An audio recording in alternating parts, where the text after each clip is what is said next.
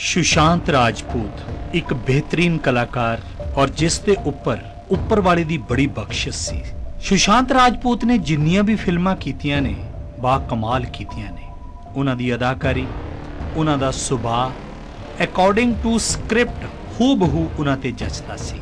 लेकिन सुशांत राजपूत हुण इस दुनिया ते नहीं है। दुनिया तो सुशांत राजपूत तो चला गया, पर पिछे बहुत सारे जिहड़े सवाल सी वो खड़े कर गया कि उसकी नैचुरल मौत हुई है, उसने सुसाइड किया है, या फिर उसका किसी ने कत्ल किया है।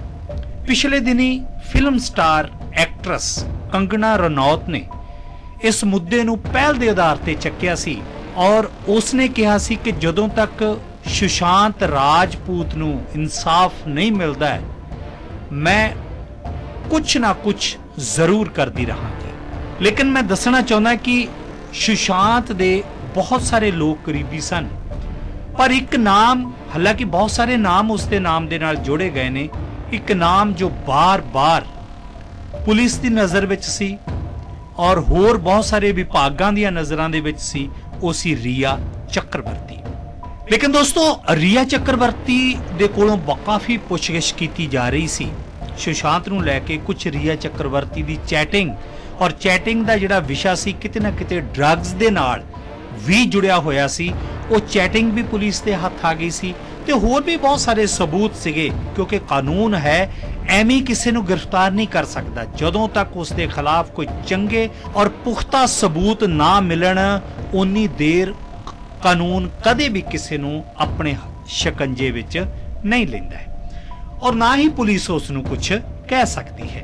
लेकिन वड्डी खबर यही है कि रिया चक्रवर्ती जावेगी जेल जान दियां पूरी तरह तैयारियां कर लईयां गईयां ने और 14 दिन तक वो न्यायिक रियासत विच रहेगी। और इत्थे यह भी दसना चाहुंदा कि रिया चक्रवर्ती NCB दी देख रेख दे विच उसने पूरी रात कट्टी है और 22 सितंबर तक रहेगी रिया चक्रवर्ती जेल विच।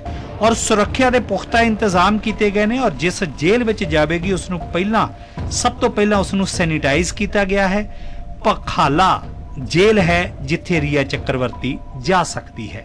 दस्सिया जा रहा कि बस थोड़ी ही देर तक पखाला जेल दे विच जावेगी जिथे 22 सितंबर तक वो रहेगी। हो सकता है कि रिया चक्रवर्ती दे जिहड़े वकील ने वो बेल वास्ते सैशन कोर्ट जाण।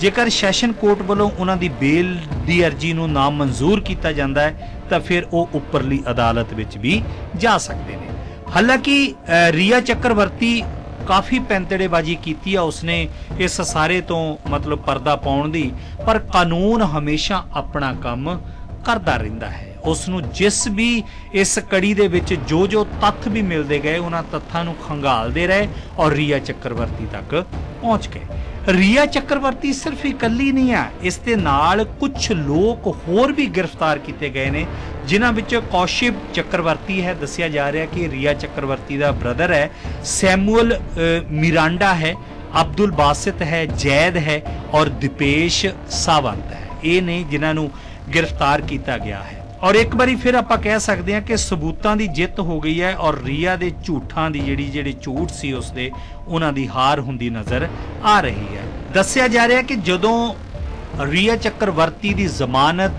खारिज की गई तो वह एकदम रोण लग पई। उसनूं पूरा भरोसा सी कि मेरी जमानत की जिहड़ी अर्जी है वह खारिज नहीं होएगी।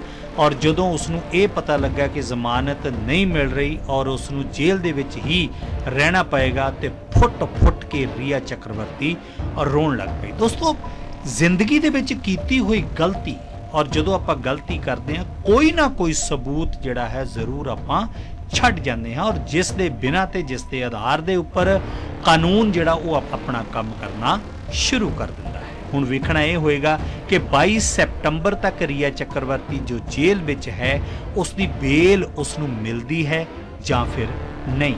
लेकिन हुण लग रहा है कि सुशांत राजपूत की जिहड़ी आत्मा है वो किते ना किते इंसाफ की पहली सीढ़ी वल वध रही है। Bureau report. Now A1 Punjabi launched a newspaper, The Power of Words. Now you check out all our daily updates on our website www.a1punjabi.com and all updates on our social networks, Facebook, Twitter, Instagram and YouTube. Thank you. A1 Punjabi ਦੀ ਨਵੀਂ update ਲਈ bell icon ਨੂੰ click ਕਰੋ ਤੇ A1 Punjabi ਨੂੰ subscribe ਕਰੋ।